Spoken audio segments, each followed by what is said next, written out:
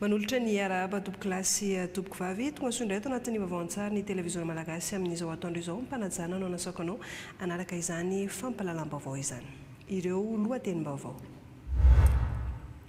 Orinasa 5 mpanangom-bokatra no efa miantra nao Sambava amin'izao fotoana izao handray ireo vokatra lavanila any amin'ny faritra Sava. Tokantrano manodidina ny 80 avy amin'ny fokontany maromaro ao amin'ny commune Andohajango any amin'ny distrikta ny Mandritsara no nozaraina karatany vokatry ny fiara-miasa eo amin'ny mpitondra sy ny justice CP. Vita ny fanarenana ny lalana mirefy 12 kilometatra ao amin'ny commune Ambanivohitra Beanana distrikta na Paravaravola.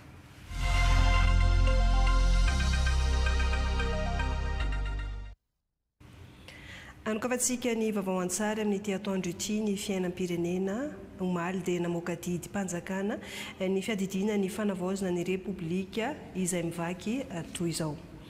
Didy mpanjakana LF 420 tsipika 220 anambarana ny zoma 14 jolay 420 andro mpisaona pirenena manerana ny tany repoblika ny Madagasikara ho fahatsiarovana ireo niarambona tamin'ny fakanakeriny sy famonoana olona natao entina manakorotana ny fitoniana ara-politika ny fanjakana malagasy. Ny filohan'ny fanavaozana ny repoblika filoha-mpanjakana araka ny lalam-panorenana araka ny didy fanapahana laharana fahafolo HCC Tsivalana D3 tamin'ny 14 oktobra 2024 nataon'ny fitsarana avo momba lalam-panorenana manome fahefana ho an'ny fahefana miaramila mahefa soloan'ny kolonely Randrenirina Mikael Tena isahana ny andraikitra maho filoha-mpanjakana araka ny didy mpanjakana laharana fa 2024 tsipika 530 tamin'ny 1 oktobra 2024 momba ny fandaminana ankapobeny sy ny fampandehanana ny asa eto amin'ny fiadidiana ny fanavaozana ny repoblikan'ny Madagasikara dia mamoaka izao didy mpanjakana izao. Andiny voalohany ambara ho andro mpisaona pirenena ny zoma 14 jolay 2024 manerana ny tany repoblikan'ny Madagasikara ho fahatsiarovana ireo niarambona tamin'ny fakanakeriny sy famonoana olona natao entina manakorotana ny fitoniana ara-politika ny fanjakana malagasy. Andiny faharoa mandritra izany andro mpisaonana izany dia ampiarina ireto fepetra manaraka ireto ampisaona ahidina amin'ny atsasaky ny tsorakazo ny sainam-pirenena manerana ny tany repoblikan'ny Madagasikara. Voarara ny fety sy ny lanonana pahibe maso rehetra ary akatona avokoa ny toerana rehetra fivarotana zava-pisotro misy alkoly. Andiny fahatelo io andro fisaona pirenena io dia tsy hiasana nefa andraisaka rama. Andiny fahaefatra noho ny amehana ary araka ny voalaza ny andiny fahaefatra sy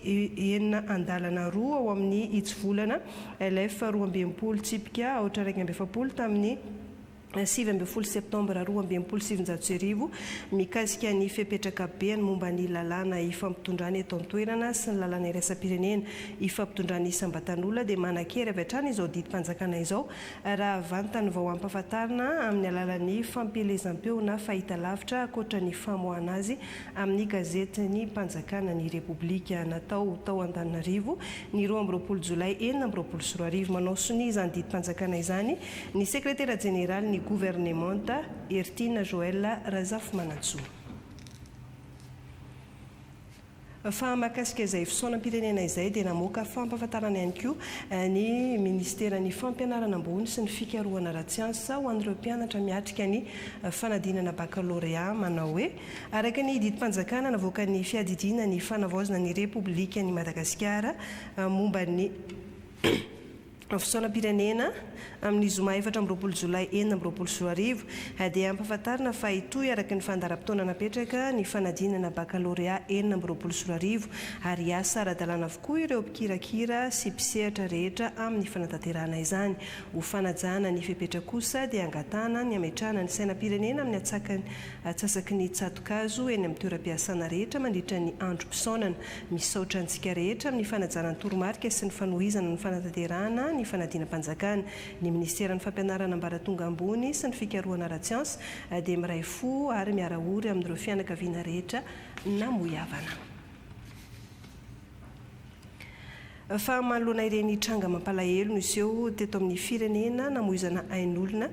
ka namoahana didim-panjakana ho fisaonam-pirenena ireny dia isy fotoam-bavaka iray sampinoana lehibe raha mpitso 4 jolay izay atao etsy amin'ny parvy Analakely manomboka amin'ny 7 sasany maraina ho fangataham-pitahiana ho an'ny firenena. Izay no mahakasika ireny vaovao fisaonam-pirenena ireny fa ho toizantsika ny vaovao an-tsary araka ny nambarako tao anatin'ny lohatenim-baovao teo dia orinasa mpanagam-bokatra 5 no efa miantra nao asam-bava amin'izao fotoana izao andray ireo vokatra lavanila any amin'ny faritra Sava. Tsy ahivina fa niteraka olana tany amin'ny lalam-pirenena RN3B mampitoy an'ny sambava andapa herinandro vitsitsilasa izay io tsy fisian'ny mpividy io nandritra ny fisokafan'ny tsenany taom-piotazana lavanila 20 sy 20 manana azy Fredy.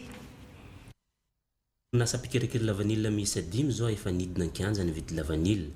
Namaly ny fitakina nataon'ireo mpamboly lavanila manamorona ny lalam-pirenena fa 3B na ny RN3B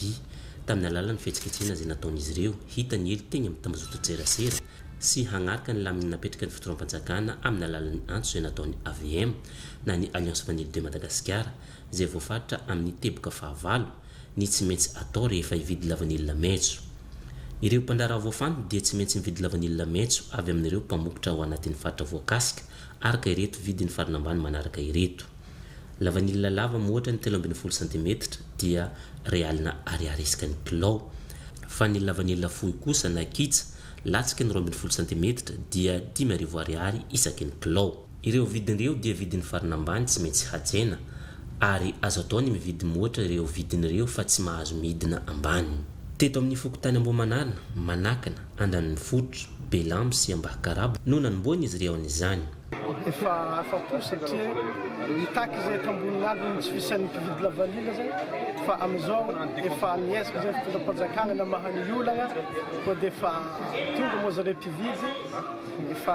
afapo zay satria efa nahalafo zay amin'izao araka ny lamin'izay mitaky ny fanjakana tamboireo mpivady. Ny fiaraha-miendrika ny fitondram-panjakana nanomboka avy tany amin'ny foibe hatrahatramy ny manam-pahefana ty agnivon'ny faritra Sava no nahatongavana tamin'izao vahaolagna izao. Zay nisy fihetsiketsehana mitaky fagnatsarana vidiny lavanio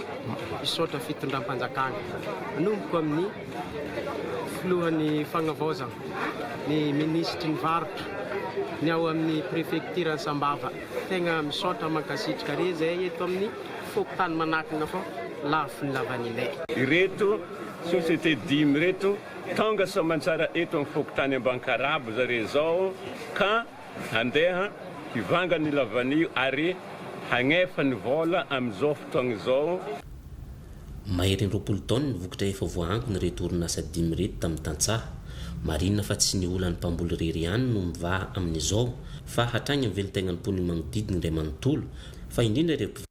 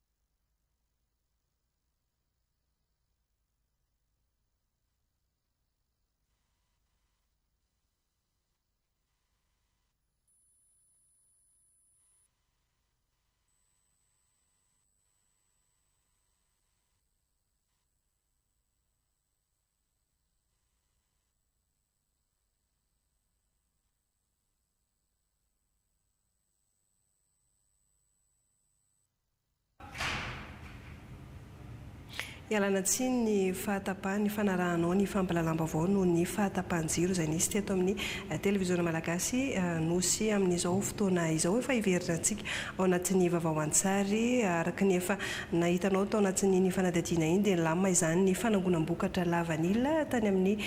faritra Sava fa makasika izay sy ampiarina lavanila izay ihany dia afaka ondrana any amin'ny tsena iraisam-pirenena ny vany maintso raha ny atsara ny kalitaon'ny vokatra ny amin'ny faritra Atsimo Atsinanana na famampitaraina ny tantsapamokatra ny vidiny ividianan'ny mpividy azy izay tsy mifanaraka amin'ny atsara ny kalitaon'ny vokatra mangataka ireo tantsa ny amarotana ny vany ho 5,000 ariary ny règle Brion Ratsimbazafy 10,000 ariary takine tantsapamokatra hiakarany vidiny kilony vanily maintso am'izao fotoa izao la R1 ariary izy tametao lasa magnome prix ay tompo farana ambany 10,000 satria fahatatoko loatra itasa mikarakara ny lavanilina io la io apaka lasaka nzay da sy vomagnay kolalezanakay teny lavanily aloha zao da sisy mpangalatra matory sara iay mpamboly vanily satria sy lafo e vanily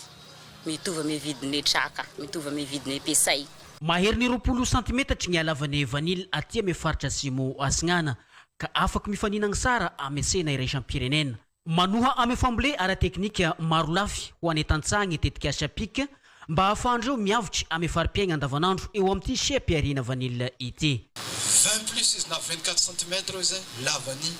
vokary eto ny anjara ndraiky tsy ny faritra dia manentana mandrindra ary mitarika atsika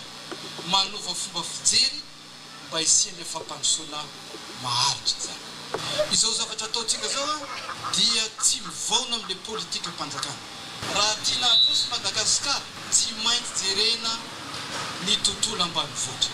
namboary taty ame commune ny Amporoaforo district ny Farafangana ny fanokafa tamy fomba ofisialy ny fivarotana vanily maintso famana ny olan'ny herinaratra ny amin'ny distrikany Manandrina ampy ary manana ambimbava avroeny ny famatsina herinaratra vokarin'ny orinasa Jirama any amin'ny distrikany Manandrina rehefa nazo milina mpamokatra herinaratra vaovao faharoa fanampiny ny distrika ankoatra izay dia vinavinaina anomboka amin'ny taona 2024 koa ny fametrahana ny parc solaire any antoerana Keny Mamiaina Pierrette Rakotovao milina mpamokatra herinaratra misy roa vaovao izay manana tanjaka 100 kVA ary 20 kilowatt isany avy no mamatsy ny distrikany Manandrina kehitriny avy amin'ny fitondram-panjakana ka tsy atahorana intsony ny siany olana teknika amin'ny fahatapahan-jiro ankoatr'izay anefa dia irosany koa amin'ny fametrahana ny fitaovana famokarana herinaratra amin'ny herin'ny masoandro na ny parc solaire ka tonga nijery ny toerana afaka natanterahana ity tetikasa ity ny filoha lefitry ny antenimera-pirenena faritany Fianarantsoa solombavam-bahoaka voafidy tato amin'ny distrikany Manandrina sy ny taleparitry ny angovo sy ny akoranafo Moronmani niaraka tamin'ireo delegasiona avy eo anivon'ny faritra Moronmani izay notarihiny tale kabinetra ka eto Antagnimbe commune Ambovimbe centre no toerana ametrahana izany izay mifanaraka tsara ihany koa amin'ny fepetra ara-teknika rehefa nijerena izy dia manaraka tsara ny mety hoe filany ny fametrahana angovo ara solaire satria mitodika somatsara makany andrefana le izy dia manana rehefa fitrakany avy aty Atsinanana indray dia mahazo tsara amin'le voamiakatra iny masoandro ao anatin'le izy any hoe mety ahafahana manantanteraka ary mametraka an'ilay parc solaire ny fanjakana amin'izao ny ministère-ny énergie hydrocarbure dia efa ao anatin'ny évaluation en dossier afahana manantanteraka anazy any tetikasa zany amin'ny ankapobeny dia efa tokony anomboka amin'ity taona 2026 ity marina fa efa nisy ny tetikasa fanitarana iarahana amin'ny ministère-ny angovo sy ny akoranafo sy ny orinasa Jirama eto amin'ny commune Ambovimbe centre ka anampibetsaka amin'ny fanapariana ny herinaratra amin'ireo toerana mbola tsy nisitraka izany ny fisian'ireo milina mpamokatra herinaratra roa vaovao sy ny fisian'ny parc solaire fampandrosoana ny distrikany Manandrina izay hatrany azo tranopokon'olona avy amin'ny famatsimbolan'ny FTL na ny Fonds de développement local izay tatan'ny faritra ny distrikany Manandrina ka nanao fidinana ifoto ny tany antoerana ny talen'ny kabinetra ny faritra Moronmani nijery ny toerana ananganana ny fototra afitrasa Keny Mamiaina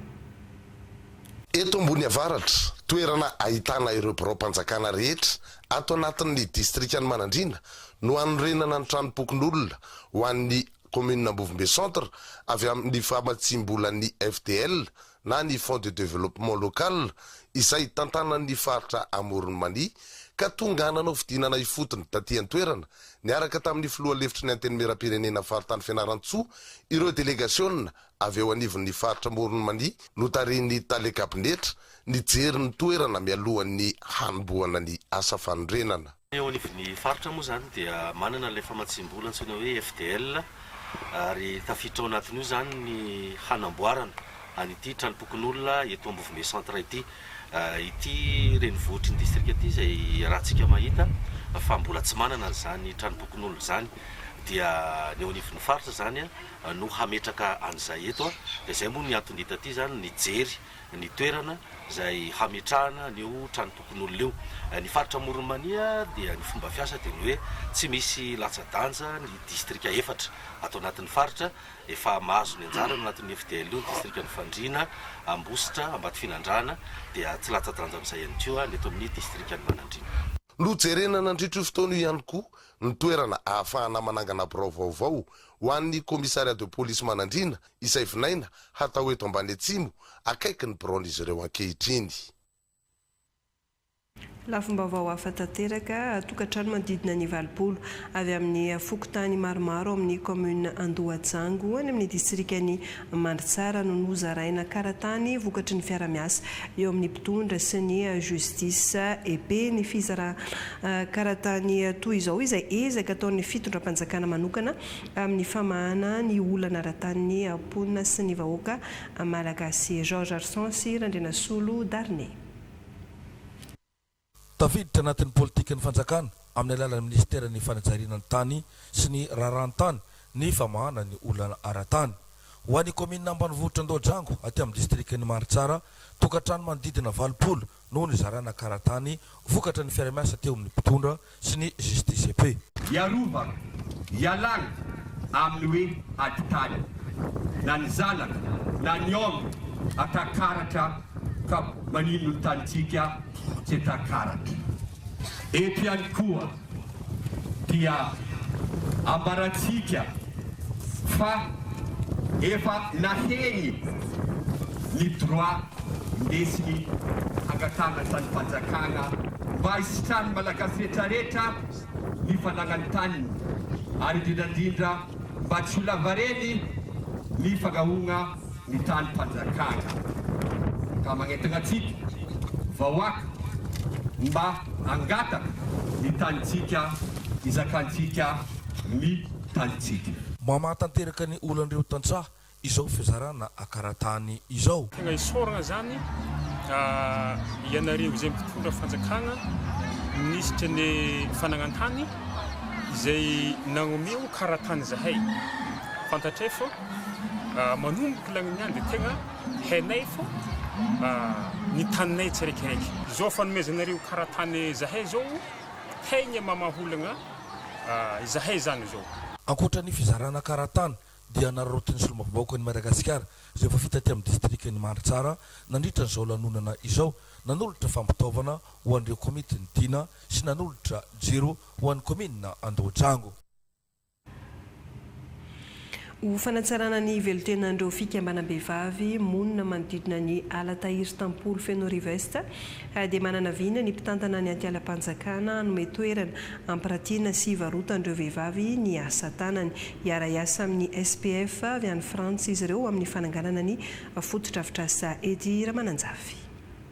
Ho fanatsarana ny farim-piainan'ny vehivavy ny mponina ifotony manodidina ny antialam-panjakana tampolo feno rivesta sy hanomezan-danja ny talentan'izy ireo amin'ny fanaovana ny taozavatra indrindra ny sa école dia manana vina indray ny hametrahana ny fotodrafitrasa ny hampiratiana ny vokatra ny asa tanana mba ahafahana mampivelatra bebe kokoa ny fahaiza-manao izy ireo ka ny jery fotony ny tany hanorenana ny fotodrafitrasa ny mpitantana ny ala tahiry tampolo feno rivesta Esa Elera niaraka amin'ny ben'ny tanàna ny commune Ampasimangori. Karaha le olo magnambaky lalana rehefa maky lalana na tragnon'olo akeo na ino akeo izy koa fanjakana tia imboany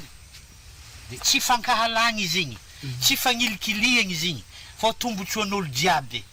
ki bazary andeha hanogno zany nitsika diaby tsy fankahalagna zany tsy raha andeha mitady ady zany fa tombotsoatsika diaby olo diaby no afaka mampiasa i bazary zegny koa tonga tsy mandigny bligy ndraiky atsika hitondra trax avy any manjary maratsa daholo raha tondra manjary afindra fa aleo afindra milamigna tsisy tabataba tsisy iny zay izy nandalovanay ty atsika sanao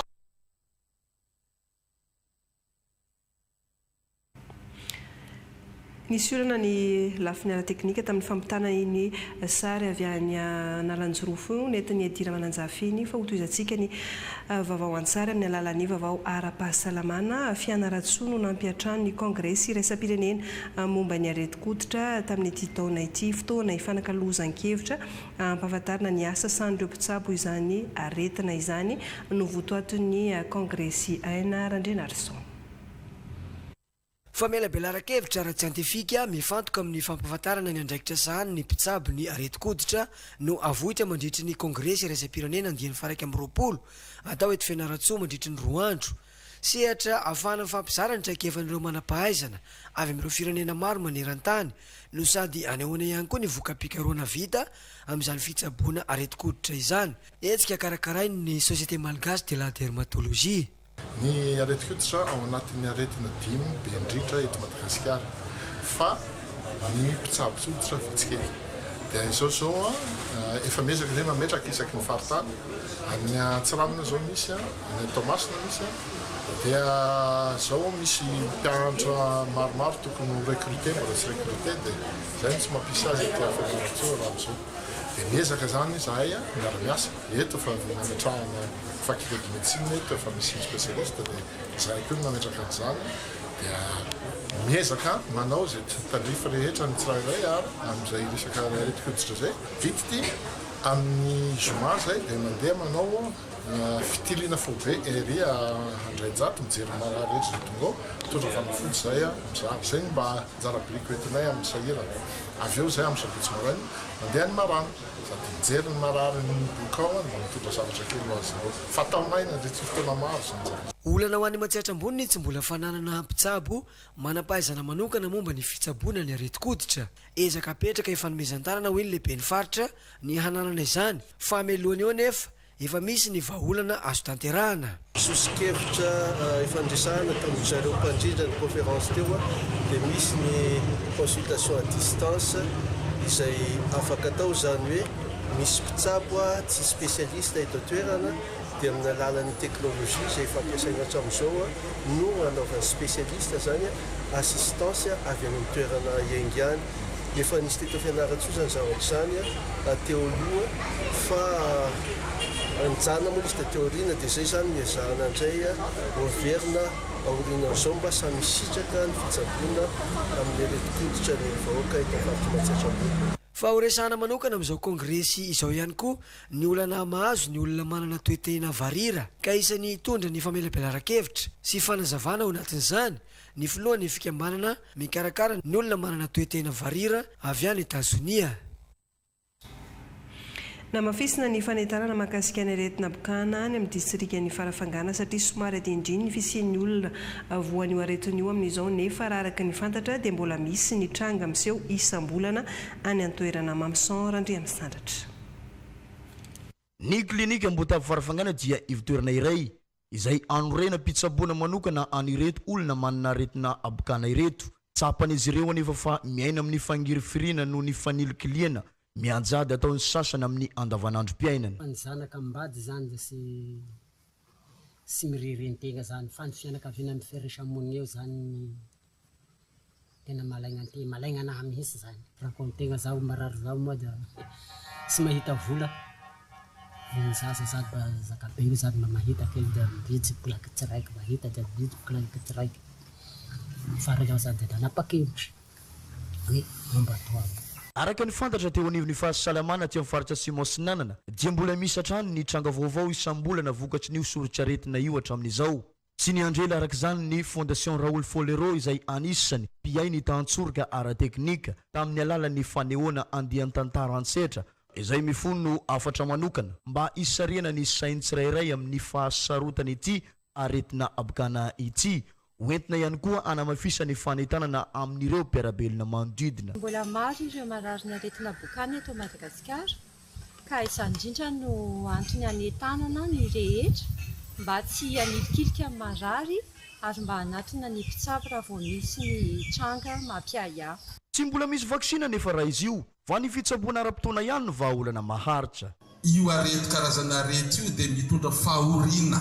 mandramaty ho an'le olo voany, indrindra ka tara le fitsaboana anazy ka efa misy fahasimbana le vatana dia tsy miverina intsony na dia sitrana le arety dia tsy miverina salaka ny fahasimbana amin'le vatany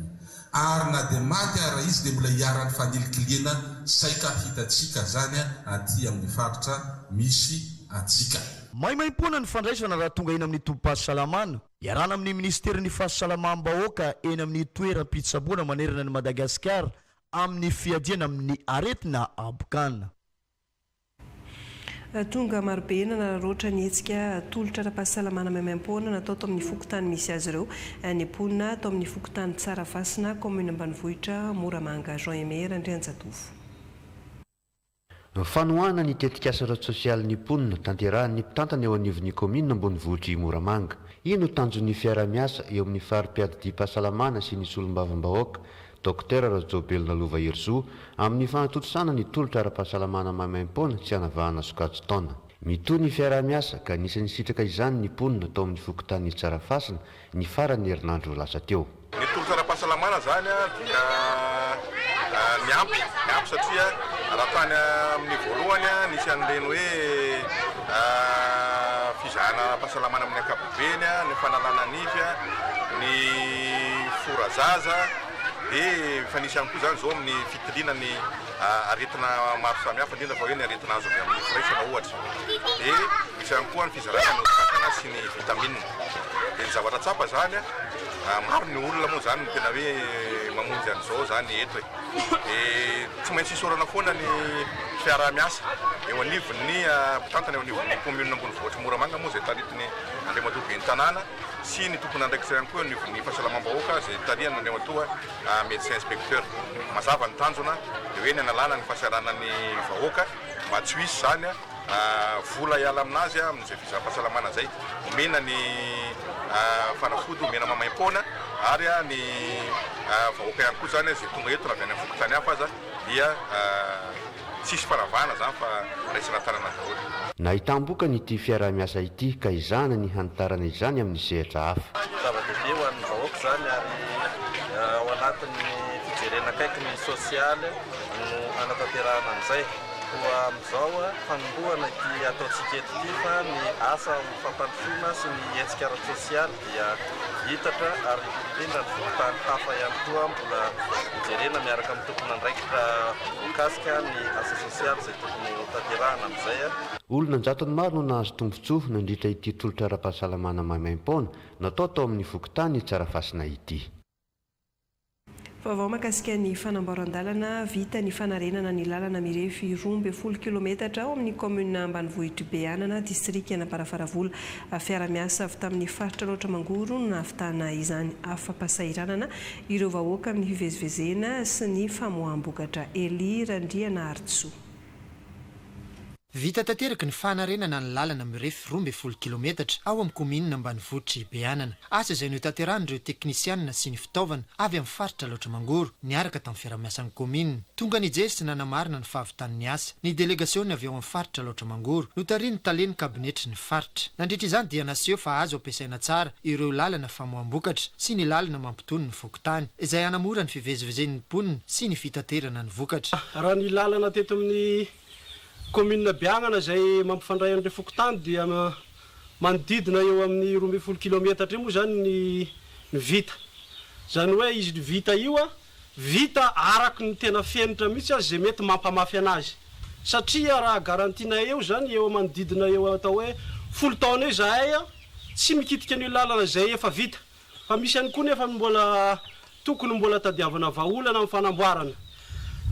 Eto dia mankasitraka ary mankatelina zareo avy ao anivon'ny faritra loatra mangoro niara ny salahy mikarakara tamin'izany fanamboaran-dalana. Isaorana ihany koa ary solombavam-bahoaka zay niarana anampy anay tamin'ny fanamboaran-dalana ny député Narindra sy ny député Félix zay nisany nanome ihany koa ny solika zay entinay nanatosana ny lalana ary indrindra ny reo vahoaka zay sady nandray an-tanana tamin'ny alalan'ny solika sady nandray an-tanana tamin'ny alalan'ireo fitaova tao ariny ny fahavitan'ny asa tao Beanana dia afindra ao amin'ny komina ambanivohitra Tanambe indray ireo fitaovana sy teknisianina anohizana ny asa fanarenana ny lalana noho izany dia notanterana ny lanonana famindram-pitantanana ireo fitaovana sy ny asa teo amin'ny ben'ny tanàna ny Beanana sy ny ben'ny tanàna ny Tanambe ny alarobia 20 ny volana jolay lasa teo anatrehany ny taleny kabinetry ny faritra loatra mangoro. Manomboka dia resaka vaovao mandidina ny fanabeazana isika anampy ny fokon'olona amin'ny famitana ny asa fanamboarana ny lycée ao amin'ny commune ambanivohitra Tananambo ny solombavambahoaka voafidy tany Vohipeno anolotra fanintso sy simenitra ny tenany amin'ny tana ny asa ka afaka ampiasaina amin'ity taom-pianarana 7 ny fotodrafitrasa akoatra izay dia nahazo masomboly ihany koa ireo tantsa ho fiomanana amin'ny taom-pambolembary Ilarion Zavitsotra Thierry Randrenasolo. Hirana tamin'ny fampianaran'ny zanaka ireo ray aman-dreny tao amin'ny komina ambanivohitra Tananabo teo aloha miakatra eto Vohipeno raha hanohy fianarana aorian'ny fahafana BEPC nikarobaolana ireo fokon'olona ka nanorina efitrano tamin'ny alalan'ny herim-pony izy ireo madiodio sy ny fiara-miasa tamin'ny solombavambahoaka mitombo hatrany ny isan'ireo mpianatra afa-panadinana ka natonga azy ireo indray nanorina efitrano roa handraisana ny kilasy fahamaranana amin'ny taom-pianarana 9 sy ny taom-pianarana 7 sy 2 vonona ny solombavambahoaka hanolotra simenitra sy tafo fanisa hamitana ny asa misy ezaky ny fokon'olo da magnampy ay mivady amin'ny fivanganana tafo sy nikozakoza afahana magnano nazy zay tokony vitan'ny vahoaka ny Tananabo zany da amboariny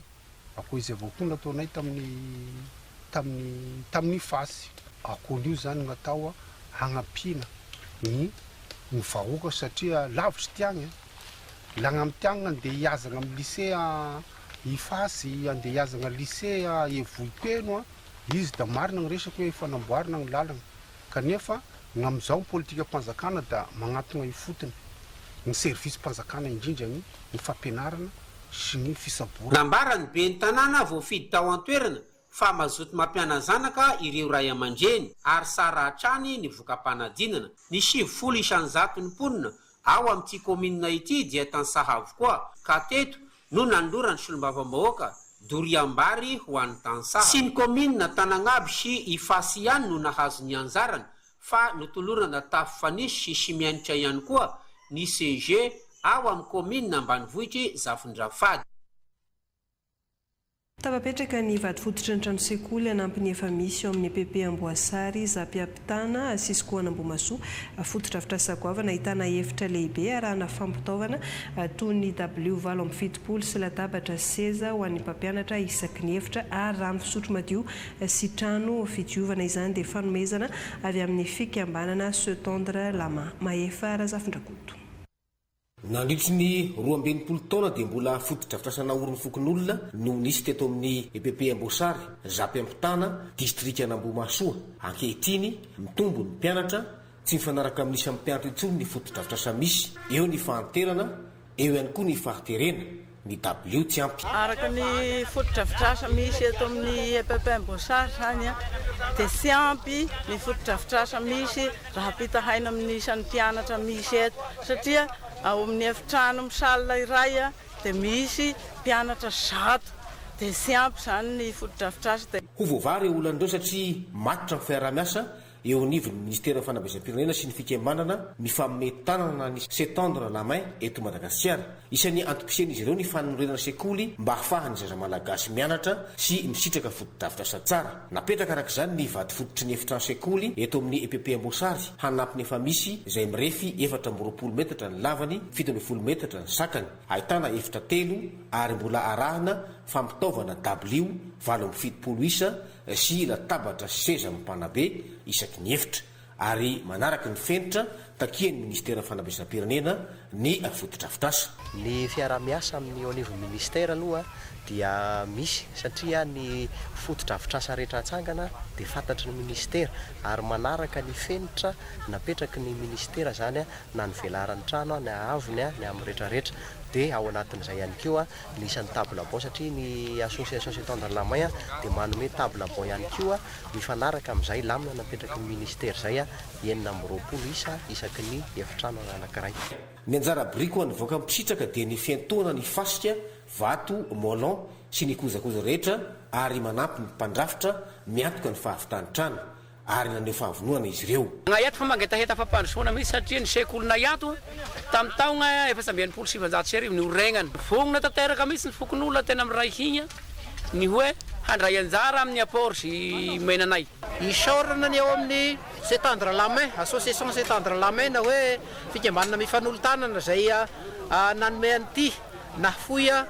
tena nafoya ny fahafoizan-tena ho atao amin'ny fokotanana amboasary ny safidy an'ity. Fikambanana mifanolotanana izay mba ny hain'ny fangatahana satria fa elaela ihany moa ny nangatahana an'ity fa dia zakasitrahana fa dia mamaly ny fikambanana mifanolotanana. Manomboka avy hatrany asa fanamboarana izay ifanambonana ny vahoaka sy ny fikambanana ary 3 volana ny faharetany. Notokanana ny efitran-tsekoly izay azon'ny EPP Anasana ny amin'ny commune Ankazoambo nanomboka ny taona 2024 ny asa ary vita izany ankehitriny. Ankoatr'izay dia hanomboka ihany koa ny fanamboarana ny lalana mba hamalina ny etaetany ponina any an-toerana avony miarina onja iary manantsoa voary ny aina. Vetaraina ny ponina eto amin'ny commune Ankazoambo satria mahatsapy izy ireo fa mbola lavitra ny tena fampandrosoana na dia eo aza ny ezaka efa natao. Ny aina ao anaty aizina noho ny tsy mbola fisiany jiro ny jirama fahalaviran'ireo sekoly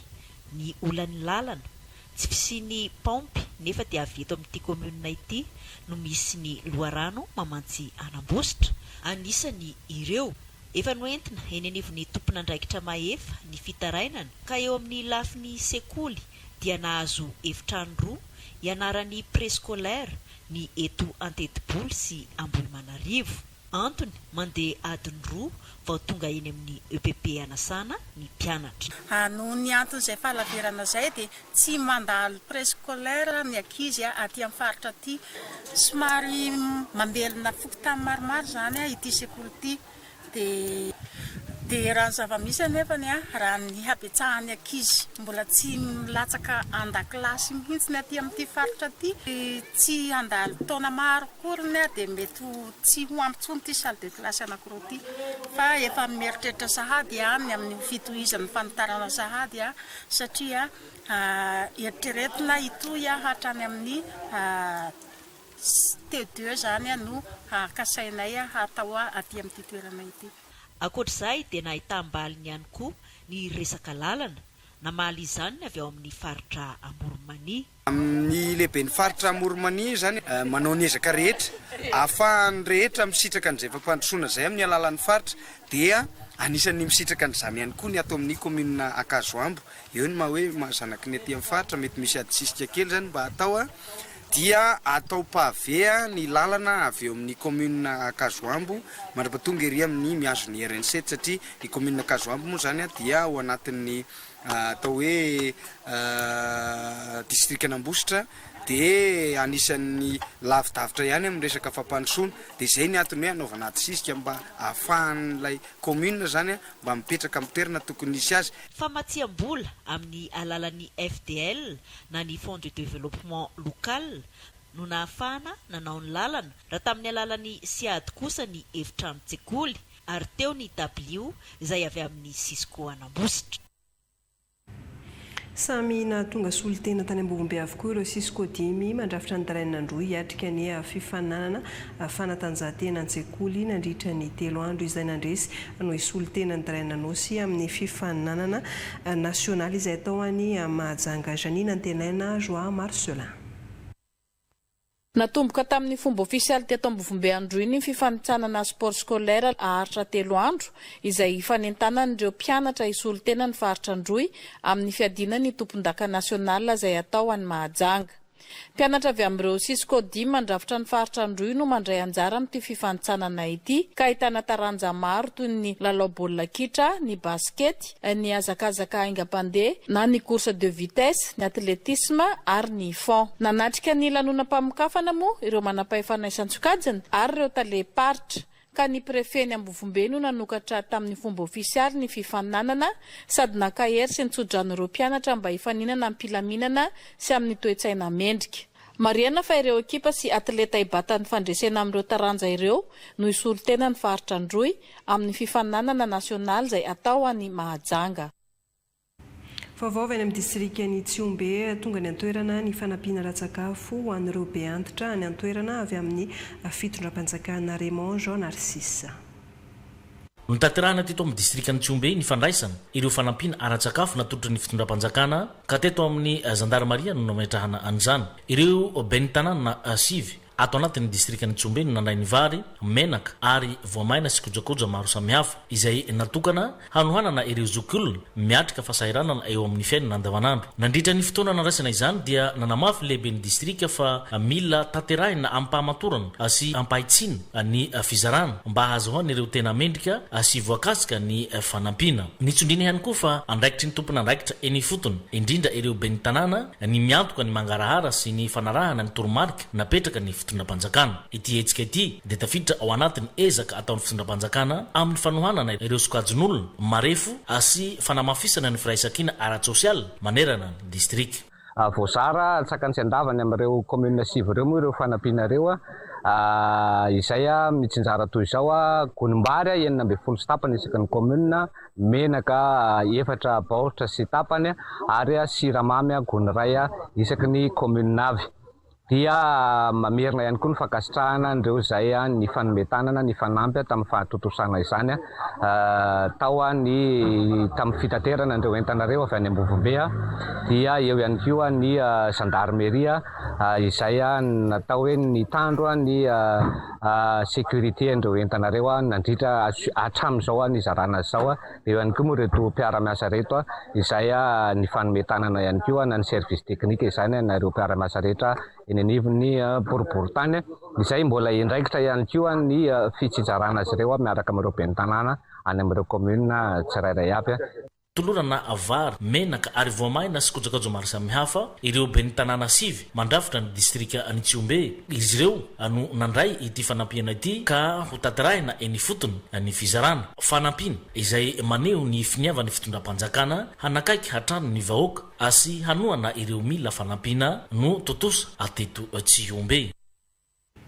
Izay amin'izay vaovao ara-tsosialy izay antsika mahavelona tsara ny tokantrano sy ireo fianakaviana any amin'ny commune Mahiriraty distrika ny Farafangana ny fanaovana voamamy. Izy io izay fanaovana tahiry arabola azo indramina ka hanaovana fivelomana hafa toy ny varotra ho an'ireo mpikambana ihany. Ny ONG WHH tanterahany tetikasa Alicorne izay vatsy ny banky iraisam-pirenena vola ny tompon'antoka amin'izany tetikasa voamamy izany roulier faheny manana. Miaina sy miroborobo fatsatra ny fikambanana voamamy izay vondrona nazoro ka tantana ny tetikasa Alicorne sahany ny ONG WHH aty amin'ny faritra Atsimotsinanana mba ahafahan'ny olona mamelo tena hitondra fiovan-toesaina raha tao anatin'ny fahasahiranany mponina toy ny teto amin'ny commune Mahiriraty distrika ny Farafangana. Amin'ny fampianara zaza zany da mbola nohony tegna tsy misy vola zany da zaza maro mianatra da amin'ny collège zany tena hitako tena nasosanay. Miisa fito ny vondrona voamamy izay nazoro aty amin'ny commune Mahiriraty mandidina ny 30 mony ao anatin'ny fikambanana iray amin'ireo mpikambana Iramato Feretine Rachonantenaina akotry ny vadibarotra dia ampiasainy amin'ny varotra composé sy mofomamy ny vola izay samboriny amin'ny vondrona voamamy. Tena tianay beka VCD koa fa mahafaka sahirangana. Miazao mampianatra zaza sy misy raha ba mamboly da izy vai miatrika anaka da mamindram-bola ya de magnody vola de magnapody de raha samtry lefa izy sendrasendraka eky fety io de misy roa hesika samboriko. da mahazeta midebidebe afaka telo vola dafolo. Isan'ny mpikambana mavitrika nahita tombosoa amin'ny fanaovana tahiry arabola ihany koa iendriny Bernardin na i Cécile. Iahy isake sabosy amenina mandray gnay mandro sabola da mindra vola hay isaky igny sabosy igny avao koa le ohatra familagno e volanay zany da hoe afaky indramagna igny zany ia mpikambagna moa daholo mindragna e vola da mahafaky mindragna amin'igny vola igny ay ampiasainay da mangala ray alahy da arrive zanany niovagna e fiagnakatry ameny diraka ame voa mamy satria iaho nampiasa vola zany da sy ampy e volako de la iaho mandeha mivarotry iaho zany rary vadikatako mividy rary iaho da etomin'igny rary igny zany alefako e zanaky menatry fianarasoa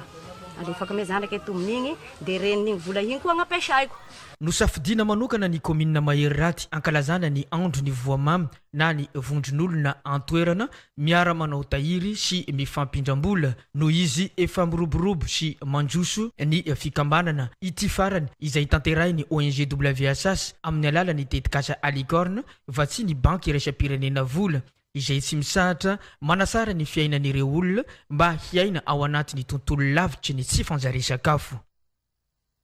Vaovao mahakasika ny fiomanan'i Madagasikara amin'ny fiatrehana ny fifidianana dia mialohan'ny rosona amin'ny fanavaozana manontolo ny lisitry ny mpifidy sy ny rejis-pifidianana 424 ny fampiofananareo vao miray fotony misahana ny fandisana ny mpifidy na ny CLRE no asa tanterahany sy foibe amin'izao fotoana izao ny fandisana mpifidy izay anomboka ny 24 jolay 424 avy izao arahantsika miaraka ny fampiofanana ny CLRE tany Vatomandry Maroantsetra ary Antsohy.